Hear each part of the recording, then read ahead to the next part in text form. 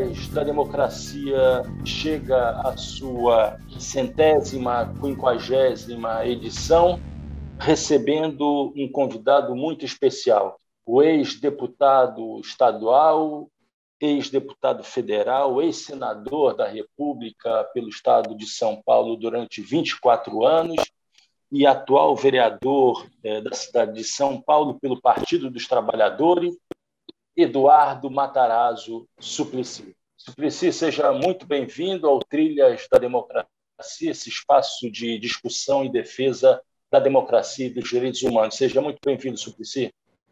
Muito obrigado, Marco Londaini. É uma satisfação participar do Trilhas da Democracia com você. Pode perguntar o que você quiser, estou pronto para responder.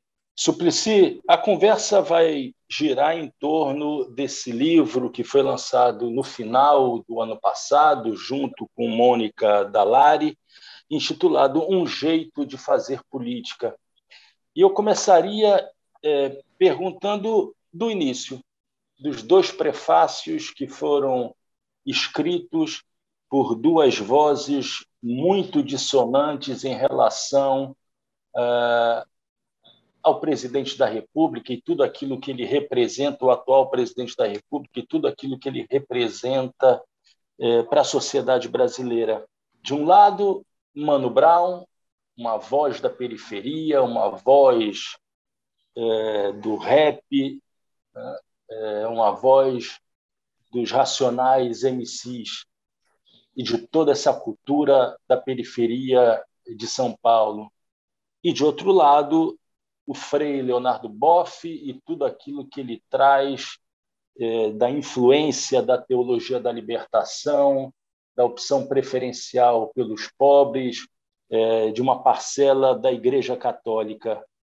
A minha pergunta é como é que Mano Brown, os Racionais MCs de um lado e de outro lado Frei Leonardo Boff entraram na vida desse professor da FGV de São Paulo, um economista com doutorado na Universidade de Michigan, com desenvolvimento também de pesquisas na Universidade de Stanford. Por favor, Eduardo. Bem, era 1994, eu era senador por São Paulo e estávamos em campanha para a presidência. Lula era o candidato, Luiz Erundina, candidato ao Senado, José Dirceu, governador. Eu estava em meio ao meu mandato e estávamos num comício que, em vez de ter, como vinha acontecendo, 2, 3 mil pessoas, um comício ali no extremo do Grajaú, aqui em São Paulo, de repente tinha umas 10 mil pessoas. Eu observei no caminho que tinha cartazes: hoje vai ter Racionais no comício do PT. E daí eu falei, e daí falariam algumas dos principais candidatos. Mas quando eu terminei de falar, fui aplaudido e tal, mas o povo começou a falar: queremos ouvir os Racionais. E até alguns dos oradores principais desistiram de falar, falou o Lula, e em seguida os Racionais cantaram. E eu fiquei impressionado porque, em meio àquela multidão, os jovens, sobretudo, acompanharam as canções dos Racionais cantando. E eu fiquei pensando, puxa vida, essas canções, essas letras têm muito a ver com as aspirações, os problemas, as dificuldades dos jovens das periferias de nossa cidade, né, de São Paulo. E daí passei a ter uma relação de amizade com os Racionais, passei a frequentar muitos de seus shows. Ali no Capão Redondo tem o Festival da Godoy no mês de setembro. Muitas vezes eu estive lá quando os Racionais cantam praticamente na madrugada, quase quando está nascendo o sol. E percebi, até comecei a comentar conosco, com o pessoal do PT, olha, se nós quisermos saber bem quais são as aspirações, problemas, dificuldades dos jovens dos bairros mais carentes na cidade, podemos estar ouvindo as canções dos Racionais, não é?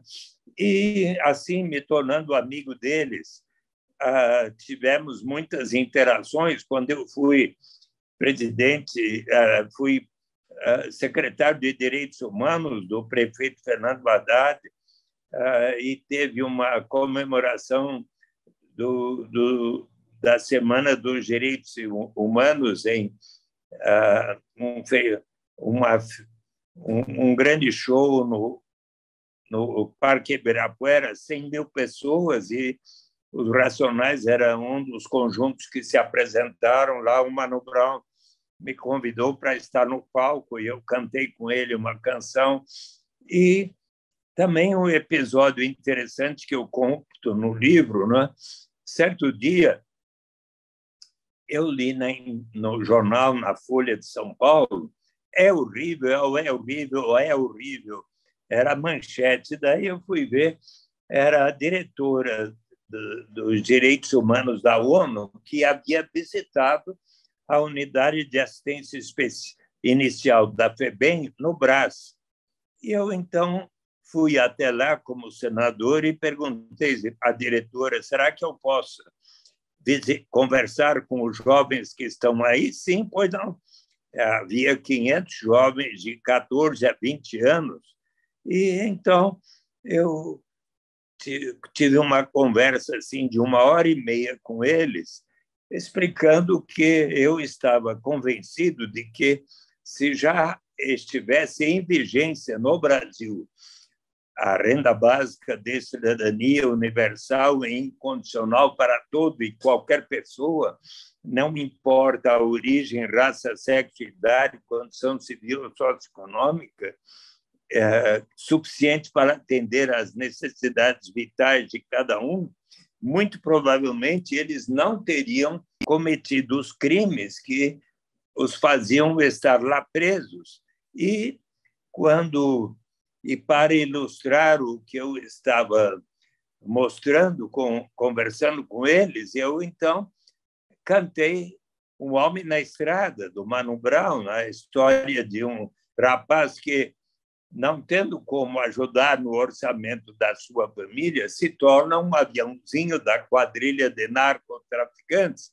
O homem na estrada que recomeça a sua vida, a sua dignidade, a sua liberdade que foi perdida, subtraída, quer mostrar a si mesmo que realmente mudou, que se recuperou e quer viver em paz e dizer ao crime nunca mais. Então, e essa canção tem 7 minutos aproximadamente. Eu, lendo no meu livro e cantando para eles, eles sabiam decor e cantaram comigo. Eu me impressionei e me deram razão. E, mais do que isso, quando eu terminei, eles disseram: você não quer trazer aqui o Mano Brown? E eu, amigo do Mano Brown, falei com ele, voltamos lá na semana seguinte e tivemos mais quase 1 hora de conversa, durante a qual eles pediram, o Mano Brown cantou mais 6 canções e eles sabiam também, cantaram juntos. Então, é uma proximidade assim, e tantas vezes eu interagi com o Mano Brown também, quando certo dia eu estava, por acaso, na Zona Sul, que tinha acabado de visitar uma cooperativa de material reciclável da Granja Julieta, e estava ali perto da Zona Sul e ouvi no rádio que Mano Brown tinha sido detido pela Polícia Militar e estava no Distrito Policial de Campo Limpo. E eu resolvi ir até lá e ouvi. Estava cheio de gente quando eu cheguei, mas eu fui à sala do delegado e ouvi o Mano Brown contar o que aconteceu, que a sua mãe estava doente e ele foi de automóvel até a farmácia para comprar um remédio. Não achou numa farmácia. Quando estava indo para outra, eis que uma batida policial o parou e pediram a carta de motorista dele, e estava a data de saúde tinha sido ultrapassada. Então, só que aí os policiais militares resolveram retirar assim um pouco a força do automóvel, deram como é que chama, um mata-leão nele, ele caiu no chão, tal, e porque daí depois acabaram, aí o levaram para o distrito policial, não é? E depois eu, conversando com o juiz, com o delegado, ele liberou o Mano Brown, um artista reconhecido no Brasil inteiro, até internacionalmente, né? E naquele dia, para você ter uma ideia, eu escrevi no meu Facebook que seria importante que os policiais militares tratassem com maior respeito a população negra em São Paulo, que só por, quem sabe, por ele ser negro, estava sendo tratado assim, de uma maneira não respeitosa, né? E você sabe que nesse dia deu 9 milhões de pessoas alcançadas no meu Facebook, foi assim uma espécie de um recorde, né? Então, você deve saber, não sei se você sabe, Suplicy, mas a entrevista de Mano Brown ao Podpah, um podcast, o mesmo podcast que o ex-presidente Lula havia dado uma entrevista que havia quebrado o recorde de visualizações de acompanhamentos ao vivo, foi ultrapassada a cifra do ex-presidente Lula foi ultrapassada pela entrevista exatamente do Mano Brown, né? Quer dizer, o Mano Brown tem uma repercussão, um impacto impressionante sobre uma parcela da população, né? Então que o Mano Brown diga a meu respeito que eu sou uma pessoa respeitada na periferia e presente, e porque eu sempre estive por lá conversando com eles e tudo. É uma coisa. E também o Leonardo Boff, ainda hoje me comuniquei com ele, e ele me enviou um artigo que ele escreveu exatamente em defesa do Papa Francisco, que eu tanto admiro. O Papa Francisco, inclusive, no seu último livro, Vamos Sonhar Juntos, ele faz uma defesa da renda básica universal que me entusiasmou muito, né? E o Leonardo Boff coloca que o título do prefácio dele é Um Justo entre as Nações, que é a classificação que ele também faz para o Papa Francisco, que tem assim feito recomendações tão significativas e importantes. Eu acho que, diante daquilo que está acontecendo na Ucrânia, esse conflito que a todo dia nos impressiona, com tantas pessoas mortas, crianças, civis, e é um absurdo. E eu estou torcendo para que, quem sabe, o Papa Francisco possa, de fato, conseguir que esse presidente Putin, ali da Rússia, venha a ter maior bom senso e pare com essa guerra de agressão à Ucrânia tão inadmissível como meio de persuadir pessoas sobre os seus objetivos, né? Eu sou muito mais um discípulo de pessoas como Mahatma Gandhi, de Martin Luther King Jr., que no seu I Have a Dream, um dos mais belos discursos da história da humanidade, coloca coisas tão bem feitas, tão bem formuladas. Nós precisamos realizar mudanças imediatamente sobre a situação dos negros aqui na América, porque se nós formos aceitar tomar o chá do gradualismo, daqueles que dizem que as mudanças vão acontecer com o tempo, daí nós não podemos, nós temos que fazer mudanças imediatamente, senão a América vai viver um novo verão abrasador. Mas, por outro lado, não vamos ser culpados de ações erradas. Vamos sempre procurar confrontar a força física com a força da alma e, assim, não tomar do cálice do veneno, do ódio, da guerra e da vingança, para depois, mais tarde, ele dizer coisas tão belas como: eu tenho um sonho de que um dia, nos Morros Vermelhos da Geórgia, os filhos de ex-escravos e os filhos de ex-donos de escravos serão capazes de se sentar juntos na mesa da fraternidade. Eu sou muito mais um discípulo de pessoas que assim pensam.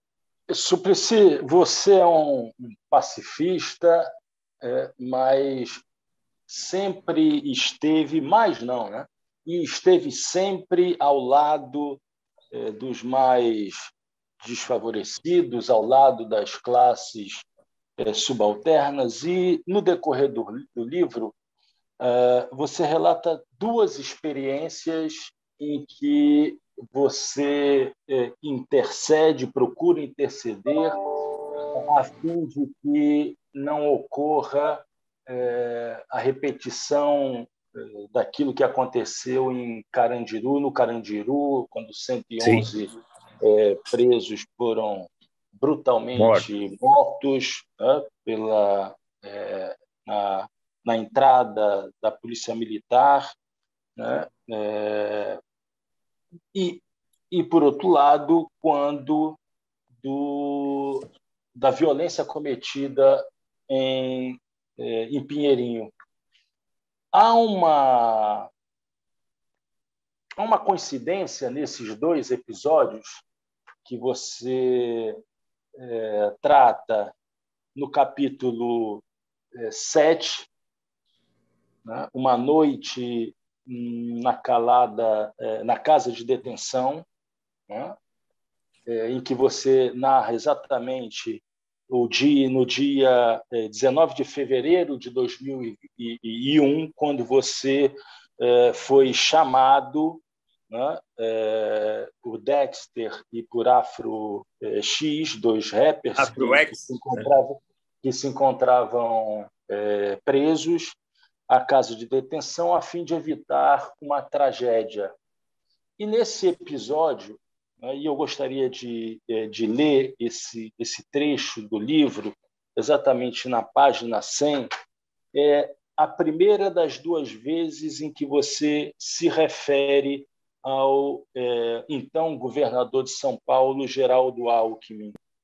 Você se encontrava já na casa de detenção e acompanhando os esforços de negociação a fim de que não se repetissem aqueles episódios do massacre do Carandiru, quando, e eu gostaria de abrir aspas para citar literalmente o que está escrito no livro, página 100. Entretanto, assim que os reféns foram liberados, o governador de São Paulo, Geraldo Alckmin, recuou do que havia combinado e decidiu proibir a entrada de parlamentares e representantes de comissões de direitos humanos para acompanhar o desfecho da situação. Fecha aspas. No mesmo livro, no capítulo 10, que trata exatamente da violência no Pinheirinho, nas páginas 126 e 127, você volta a se referir ao então governador Geraldo Alckmin, numa situação muito, muito parecida. Você diz estava estava em curso uma negociação com o próprio governo do Estado de São Paulo, com a prefeitura de São José dos Campos, a fim de que não houvesse, né, a reintegração de posse, a fim de que a polícia não interviesse na situação. Você se encontrava com o governador no Palácio dos Bandeirantes, e eu volto a abrir aspas para citar literalmente o que está escrito. De imediato, você recebe a notícia, né, no dia 22 de janeiro de 2012, você recebe a notícia de que havia iniciado a ação da Polícia Militar, uma ação violenta, desalojando as famílias, e você, abre aspas, de imediato fui para o Palácio dos Bandeirantes falar com o governador Alckmin.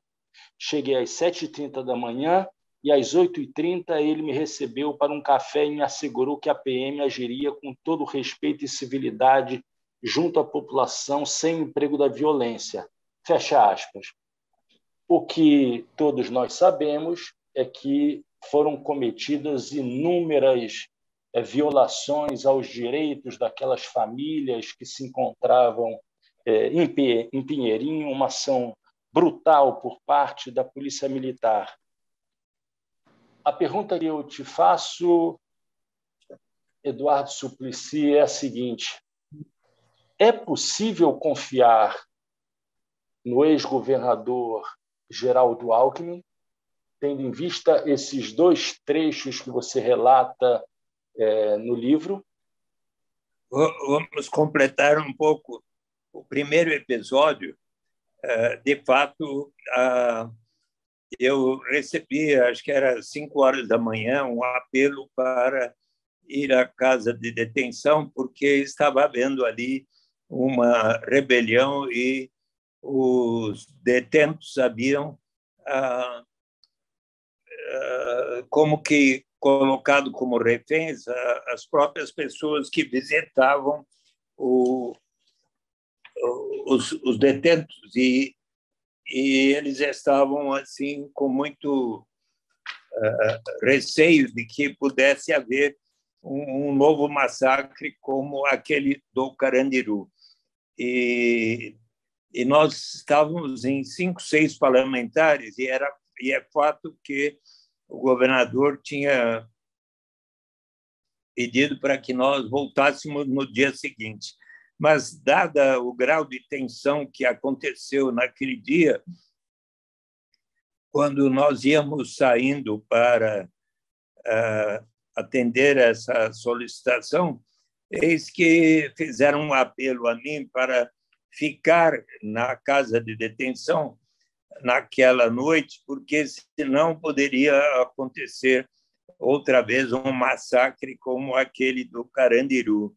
E eu, então, liguei para o secretário da Segurança e o diretor da prisão, da casa de detenção, e perguntei se eu poderia pernoitar ali. E eis que o diretor falou: tudo bem, você pode ficar, pode descansar, dormir aí no sofá, na minha sala. E eu, assim, procedi. E logo às 6 da manhã já estava novamente acordado e verificando que tudo pudesse caminhar de uma maneira que não houvesse uso da violência contra os detentos, e assim se caminhou para a liberação das visitas que estavam reféns, e voltou a calma ali na casa de detenção. Felizmente, não houve mais qualquer ação de violência. Já no segundo episódio, sim, é fato que, por ocasião da reintegração de posse ali, daquela área do Pinheirinho, que já há alguns anos haviam ali formado um bairro, e que inclusive tinha igrejas, tanto a Igreja Católica, tinha a capela, a Igreja Protestante, tinha um bairro de uma cidade muito simples, mas estavam lá já há alguns anos, muitas famílias, e infelizmente, houve depois da tentativa que eu tentei fazer com o prefeito e com o governador, que tinha, em princípio, concordado em realizar ações de investimento de melhoria do bairro, mas aí aconteceu, não foi tanto por decisão do governador, a juíza, sobre pressão, determinou que houvesse o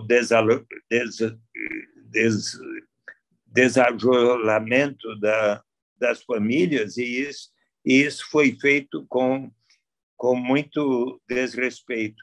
E, inclusive, houve um episódio, porque acho que a polícia queria, para justificar a ação, encontrar drogas.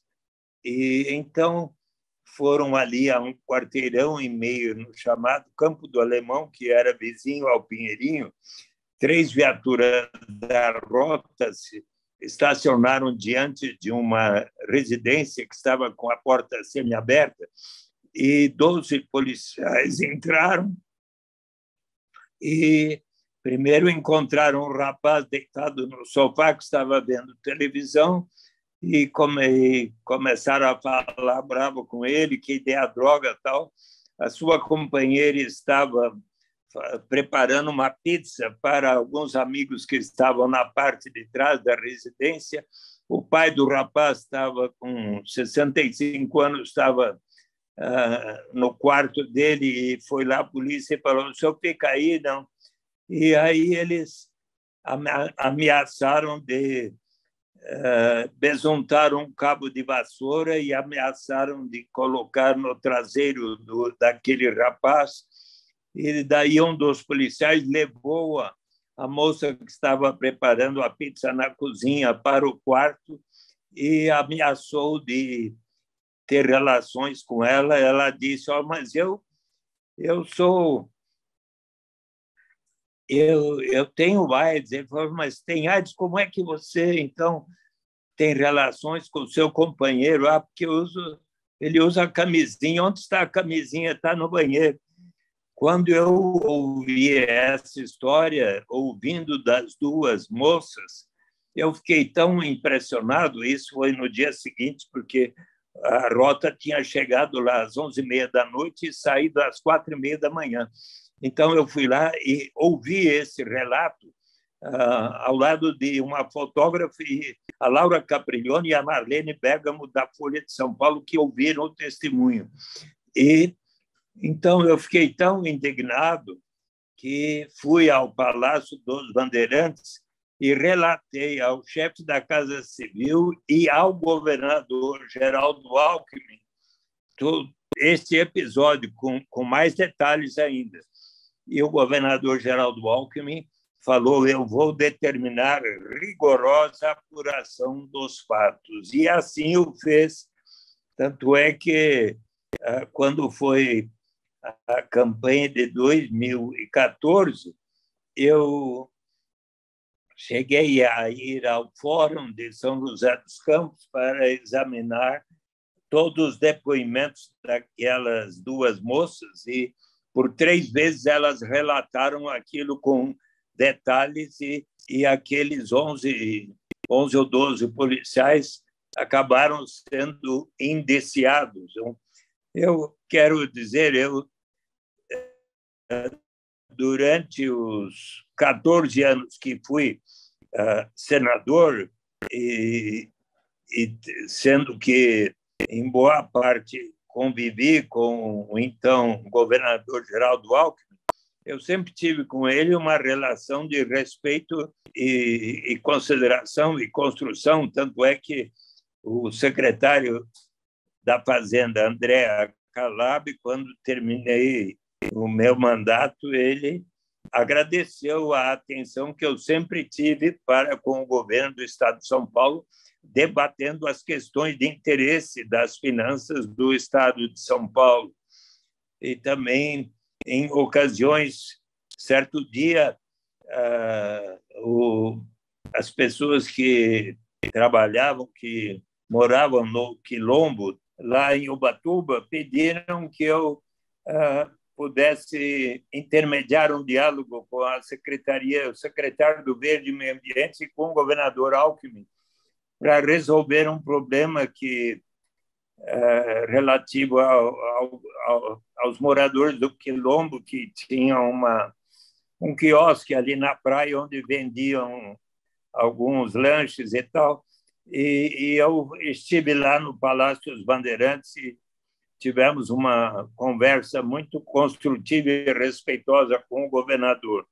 Então, de minha parte, eu até há cerca de 50 dias atrás, eu conversei por mais de uma hora com o governador, ex-governador Geraldo Alckmin, e inclusive expliquei os propósitos que eu tenho de tornar uma realidade a renda básica universal no Brasil, e tivemos um diálogo muito positivo. Eduardo, antes de passarmos a segunda parte da entrevista, que incidirá exatamente sobre a proposta de renda básica de cidadania, isso significa dizer que você entende ser o governador Geraldo Alckmin um candidato que deve ser aceito por parte da direção do Partido dos Trabalhadores, da militância, como sendo o candidato a vice do presidente Lula nas próximas eleições? Eu vejo com bons olhos esse entendimento entre o presidente Lula e Geraldo Alckmin. Eu acho que poderemos, assim, unificar uma grande parcela da população que vai apoiar a candidatura do presidente Lula, e tenho confiança de que este caminho poderá ser muito positivo. Eu estou ciente de que hoje saiu na imprensa uma denúncia contra Geraldo Alckmin, mas por tudo aquilo que eu convivi com Geraldo Alckmin, nunca soube de uma ação que pudesse condená-lo por improbidade e por fatos de corrupção. Então, eu acho que ele vai ter a defesa apropriada com respeito a essa denúncia. Não, acaba de sair na Folha de São Paulo que a Justiça Eleitoral não autorizou o desarquivamento da investigação, do processo que remonta a 2010. Certo. Suplicy, podemos agora passar a tratar daquele tema que é o tema da sua vida, eu posso dizer assim? Que é o tema da renda básica. Com o maior prazer. Cidadania? Com o maior prazer. Então, Suplicy, num item do livro chamado Em Alto e Bom Som, você narra, na página 220, um aprendizado que você teve com um professor de expressão verbal chamado Reinaldo Polito. Polito. Né?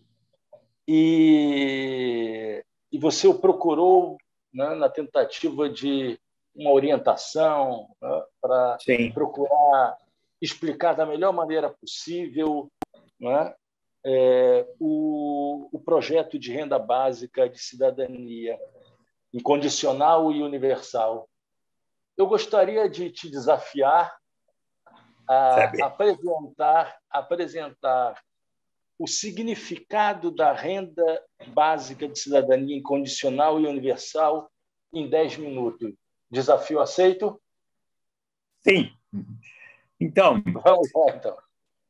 Quando eu cheguei ao Senado, era abril de 91, eu apresentei um primeiro projeto de garantia de renda mínima através de um imposto de renda negativo. Toda pessoa adulta, se não recebesse ao menos 45 mil cruzeiros à época, equivalente a $150, teria o direito de receber 50% da diferença entre aquele patamar e o nível de renda da pessoa. E esse projeto foi aprovado no Senado, mas aconteceu que, certo dia, Walter Barelli, coordenador do programa de governo paralelo de Lula, que tinha perdido a eleição para Collor de Mello, convidou a mim e cerca de 50 economistas do PT, simpatizantes do PT, para conversarmos sobre projetos. Quando eu expliquei a proposta, o professor José Marcos Camargo, até hoje da PUC do Rio de Janeiro, ponderou que seria interessante a garantia de uma renda mínima desde que as crianças da família carente estivessem indo à escola. Seria uma maneira de cortar um dos círculos viciosos, um dos elos do círculo vicioso da pobreza, porque muitos pais de famílias pobres, não tendo como dar de comer em casa para suas crianças, colocavam-nas para trabalhar precocemente, desde os 7 a 10 anos de idade, precocemente deixavam de ir à escola. Se provermos a renda mínima às famílias carentes para as crianças irem à escola, estaremos contribuindo para cortar o círculo vicioso da pobreza. E ele escreveu sobre isso. Cristóvão Buarque, governador do Distrito Federal, e José Roberto Magalhães Teixeira, o primeiro do PT, o segundo do PSDB, iniciaram programas dessa natureza no Distrito Federal e em Campinas, que se espalharam por tantos municípios, seja Piracicaba, Belo Horizonte, Belém, Recife, Mundo Novo, Caxias do Sul, etc. E, então, surgiram projetos na Câmara e no Senado para que a União financiasse os municípios que adotassem programas de renda mínima associados à educação. Em 96, eu pedi uma audiência ao presidente Fernando Henrique Cardoso para receber Felipe Vampares, que é a maior autoridade sobre a renda básica de cidadania, que fundou a Rede Mundial da Renda Básica em 84, e ele disse: o objetivo maior é um dia chegarmos à renda básica incondicional, mas relacioná-la às oportunidades de educação é um investimento em capital humano. E daí Fernando Henrique deu sinal verde para a aprovação da lei, logo depois seguida por outra, que instituiu o chamado Bolsa Escola, depois o Bolsa Alimentação, o Auxílio Gás. Daí o presidente Lula lançou o Fome Zero e o Cartão Alimentação, mas em outubro de 2003 ele unificou e racionalizou esses 4 programas no que veio a ser o Bolsa Família, que se expandiu de 3,5 milhões de famílias para mais de 14 milhões e 200 mil famílias em 2014-15, e eis que a desigualdade e a pobreza extrema diminuíram consideravelmente no Brasil nesse período, mas não tanto nos últimos 6 anos, porque não se deu a atenção devida à continuidade daquelas propostas. Mais e mais, eu, então, relacionando-me com os economistas, filósofos que em tantos países do mundo estavam estudando a renda básica universal incondicional, fiquei persuadido de que era um programa ainda melhor, e em dezembro de 2002 apresentei um projeto para que se instituísse no Brasil a renda básica incondicional e universal. O relator, o senador Francelino Pereira, me disse: olha, Eduardo, é uma boa ideia, mas você precisa torná-la compatível com a lei de responsabilidade fiscal, pela qual, para cada despesa, precisa haver a receita correspondente. Que tal você aceitar um parágrafo que diga que será instituída gradualmente, por etapas, a critério do Poder Executivo, começando pelos mais necessitados, como fazia o Bolsa Família. Eu achei de bom senso, aceitei, e, graças a este parágrafo, o Senado aprovou em dezembro de 2002, a Câmara dos Deputados aprovou em novembro de 2003, com a presença na Comissão de Constituição e Justiça do então deputado Jair Bolsonaro, que nada falou contra, e o presidente Lula, numa belíssima cerimônia, em 8 de janeiro de 2004, sancionou essa lei, portanto, há 18 anos atrás. Ainda hoje, eu encaminhei a presidenta, oh, meu Deus, a presidenta Tabata Amaral, da Frente Parlamentar da Renda Básica, que é companheira do prefeito de Recife, o João Henrique Campos, que foi o primeiro presidente da Frente Parlamentar, uma carta onde eu explico que fiz uma consulta recentemente à Defensoria Pública do Rio Grande do Sul, que, em nome de um morador de rua, Alexandre da Silva, português, epilético, de 51 anos, que vinha recebendo o Bolsa Família, R$ 89, e a Defensoria Pública apresentou um mandado de injunção junto ao Supremo Tribunal Federal, pelo qual o governo federal deverá ser obrigado, e assim decidiu o Supremo Tribunal Federal em 26 de abril do ano passado. A partir deste ano, 2022, toda pessoa com renda familiar per capita até R$ 210 por mês, em condição de pobreza absoluta, deverá ter o direito de receber uma renda básica. E eu consultei a Defensoria Pública em que medida a lei que extinguiu o Bolsa Família e criou o Auxílio Brasil está condizente ou não com essa determinação. E a Defensoria Pública da União concluiu, após cuidadosa análise, que o Auxílio Brasil não cumpre adequadamente a lei da renda básica de cidadania. Em que consiste, então, a renda básica de cidadania universal e incondicional? Diz a lei que todas as pessoas, não importa a sua origem, raça, sexo, idade, condição civil, socioeconômica, passarão a ter o direito de participar da riqueza comum de nossa nação através de uma renda que, na medida do possível, com o progresso do país e as possibilidades orçamentárias, será suficiente para atender às necessidades vitais de cada pessoa, com alimentação, educação, saúde, etc. Então, a ninguém será negado. Mas como assim? Vamos pagar uma renda básica até para o Marco Mondaini, para o Eduardo Suplicy, para o Pelé, para a Xuxa, para o Paulo Guedes, para o Jair Bolsonaro, para o mais bem-sucedido empresário brasileiro, para o prefeito de Recife, João Henrique Campos, também para o mais bem-sucedido empresário brasileiro? Sim, mas, obviamente, os que temos mais vamos colaborar para que nós próprios e todos os demais venham a receber. Que vantagens há, caro Marco Mondaini?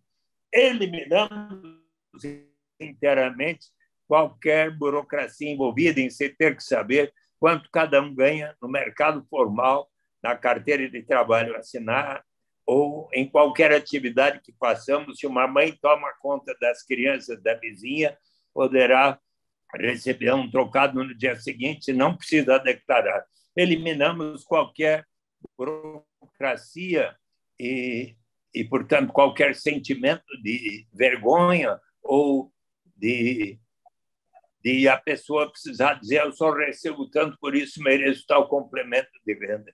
Eliminamos o chamado fenômeno da dependência, que acontece quando se tem um sistema que diz que quem não recebe até certo patamar tem o direito de receber tal complemento.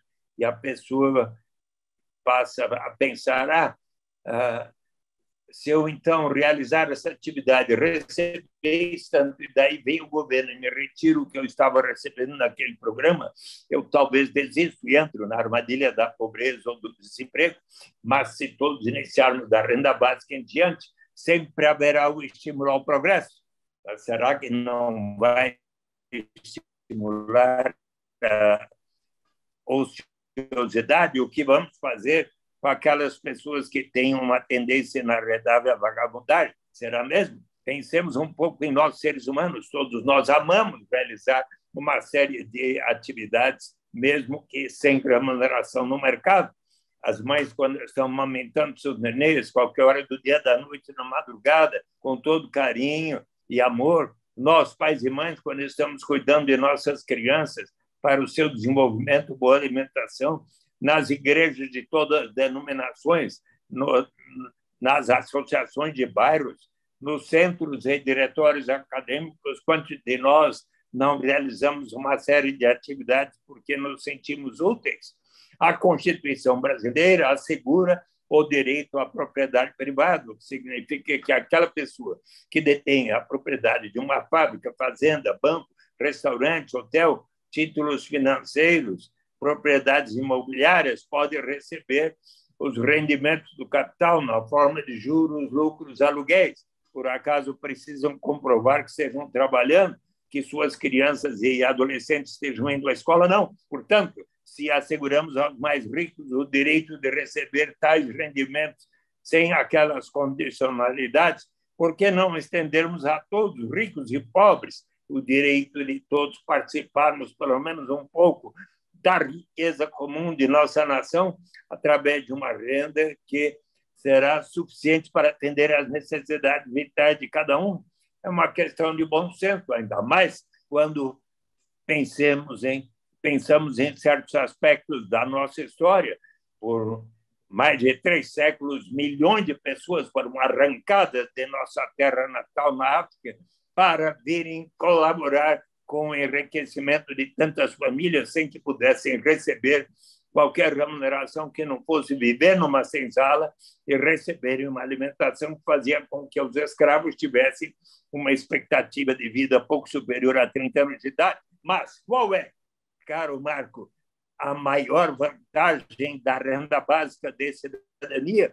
É do ponto de vista da dignidade, da liberdade do ser humano, de que nos fala o grande economista, prêmio Nobel, Amartya Sen, que diz em seu livro Desenvolvimento como Liberdade que desenvolvimento, se for para valer, deve significar maior grau de liberdade para todos os seres humanos.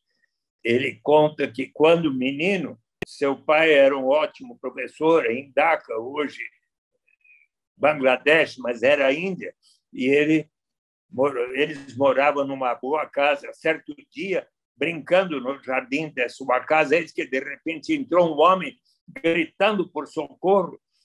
Ele havia sido esfaqueado nas costas. Ele logo chamou por seu pai e acompanhou seu pai levando Cadermia para o hospital. No caminho, ele disse: bem que minha mulher tinha avisado para não vir a este lugar tão perigoso, caracterizado por lutas étnicas, mas eu não tive outra alternativa senão de, neste bairro, encontrar um trabalho que pudesse dar o sustento de sua família, da minha família. E então, ao chegarem no hospital, Cadermia teve uma forte hemorragia e veio a falecer. Conclui Amartya Sen: tipicamente, este homem não tinha liberdade real, precisou colocar a sua saúde e vida em risco para conseguir um trabalho que desse o sustento da sua família. Então, para aquela mulher que aqui em São Paulo, ou aí no Recife, na Praia da Boa Viagem, não tem outra alternativa para dar de comer em casa e resolve vender o seu corpo, ou aqui no Parque da Luz, eu estive com elas conversando, me deram razão, ou para aquele jovem, aquele rapaz que, não tendo alternativa para para completar o orçamento da família, resolve se tornar o homem na estrada, o personagem do Mano Brown. O dia que houver uma renda básica para si, cada membro da sua família, essas pessoas vão ganhar o direito de dizer: não, agora eu não preciso aceitar essa única alternativa que me surge pela frente, mas que vai ferir a minha dignidade, colocar minha saúde e vida em risco. Agora posso aguardar um tempo, quem sabe fazer um curso com um professor da qualidade do Marco Mandaini, quem sabe até que surja uma oportunidade mais de acordo com a minha vocação, com a minha vontade. É neste sentido que a renda básica de cidadania vai elevar o grau de dignidade e liberdade real para todas as pessoas. E é por isso, Marco Mandaini, que eu tanto acredito nesta proposta. Aliás, quero transmitir ao querido prefeito João Henrique Campos, em 21 de junho do ano passado, quando eu completei 80 anos, o presidente Lula me deu de presente fazer uma live, como nós dois estamos fazendo, na qual eu disse que vou apoiá-lo para ser eleito presidente da República, e ele me disse que vai, sim, colocar em prática a renda básica de cidadania até se tornar incondicional e universal. O Brasil é o primeiro país do mundo cujo Congresso Nacional, por todos os partidos, aprovou a lei e o presidente Lula a sancionou em 8 de janeiro de 2004. Agora falta implantá-la. Suplicy, uma última pergunta. Você, no capítulo 12 do livro, chamado Renda Básica de Cidadania e Emancipação das Mulheres, você faz um relato da tua visita ao Quênia e a importância, o impacto da adoção da renda básica de cidadania sobre as mulheres e a diminuição dos índices de violência contra essas mesmas mulheres. Eu gostaria que a gente finalizasse essa entrevista nesse 150º programa Trilhas da Democracia, você relatando a esperança presente nessa tua visita ao Quênia. Com a Mônica Dallari, eu fui visitar, em janeiro de 2019, a experiência que está havendo de uma renda básica universal no Quênia, nas vilas rurais pobres do Quênia, a partir da iniciativa da Give Directly, dando diretamente uma instituição voltada para a erradicação da pobreza, formada por 4 graduados das universidades de Harvard e do MIT, e que ganharam um prêmio da Google de $2,5 milhões, mais 25 milhões de dólares das empresas do Vale do Silício e mais contribuições voluntárias, juntaram 30 milhões de dólares para realizar essa experiência, pela qual, nas diversas vilas rurais do Quênia, estão sendo pagos $22 por mês para cada homem adulto e cada mulher adulta. E nós fomos lá por 8 dias e perguntamos nas residências, muito simples, casas modestas, e quando vocês começaram a receber $22 por mês, passaram a trabalhar mais ou menos? Muito mais. Passamos aqui a plantar frutas, legumes, verduras nessa área aqui, e muito mais do que antes. O outro que disse: olha, eu moro perto daqui do lago e pescava, mas eu comprei novos instrumentos de pesca e comecei a pescar muito mais. Outro que disse que comprou uma motocicleta para, então, fazer o transporte de pessoas e coisas e assim por diante. Que modificações houve na vida? Qual a principal prioridade? Quando chegam os $22 por mês, é uma modesta quantia, marido e mulher nos reunimos e combinamos o que vai ser a prioridade. E qual é a principal prioridade? A educação de nossas crianças, materiais escolares e tudo. E que mais mudanças houve? Na comunidade, por exemplo, reunimos 10 mulheres. Quando chega aos $22, nós damos uma quantia maior. Todas as 10 mulheres dão uma parte do que receberam para poder comprar um objeto um pouco mais caro, assim por diante. Que mudanças houve? Do ponto de vista da autonomia das mulheres, foi tão grande a transformação que, inclusive, um instituto fez uma pesquisa e houve, no segundo ano já estava, uma redução de 51% da violência doméstica contra as mulheres. Ou seja, a renda básica de cidadania para as mulheres representou também uma melhoria de extraordinária qualidade. Se você conhecer o livro Vamos Sonhar Juntos, do Papa Francisco, na página 143, pode observar 2 parágrafos onde o Papa Francisco diz como é que mais e mais precisamos agora considerar a renda básica universal depois dessa prolongada pandemia do coronavírus, para que as pessoas tenham melhor opção em relação à sua atividade de trabalho, e vai ser muito melhor para as pessoas poderem combinar tempo para a comunidade com o tempo para o trabalho remunerado. O próprio Papa Francisco, então, é agora dos grandes entusiastas, além de tantos laureados com o Prêmio Nobel de Economia, e eu tenho a convicção, e eu espero, inclusive, estar nesse ano, se possível, em Recife, até encontrar o João Henrique Campos, e se quiserem, podem me convidar para falar aí nas escolas, nas universidades, que, com o maior prazer, eu falarei a respeito da renda básica de cidadania como um dos instrumentos que poderá elevar o grau de justiça e, portanto, contribuir para a paz dentro de cada país como o nosso e também dentre os países, porque hoje nós todos estamos lamentando e torcendo para que o presidente russo e todos estadistas da OTAN e o próprio presidente da Ucrânia que logo venham chegar a um entendimento e parem com esta guerra absurda que está matando tanta gente.